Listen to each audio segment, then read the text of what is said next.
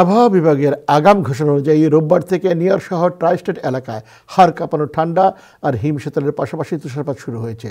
রোববার দুপুর থেকে শুরু হওয়া তুষারপাত চলবে সোমবার সকাল অবধি। এ সময় 2 থেকে 5-6 ইঞ্চি তুষারপাতের সম্ভাবনা রয়েছে বলে ন্যাশনাল ওয়েদার সার্ভিস জানিয়েছে। New York City mayor Eric Adams ও গভর্নর ক্যাথি হোকল সবাইকে সতর্ক থাকার আহ্বান জানিয়েছেন। এদিকে নিউ জার্সি স্টেটে জরুরি অবস্থা ঘোষণা করা হয়েছে। সেখানে কোথাও কোথাও 5 থেকে 8 ইঞ্চি তুষারপাত হওয়ার সম্ভাবনা রয়েছে। প্রতি ঘন্টায় 1 থেকে 2 ইঞ্চি হারে তুষার পড়বে বলে আবহাওয়া পরিষেবা অফিস জানিয়েছেন। অপরদিকে তুষারপাত বন্ধ হওয়ার পর তীব্র ঠান্ডা শুরু হবে বলে ফক্স ওয়েদারের আবহাওয়াবিদ কোডি ব্রাউন জানিয়েছেন।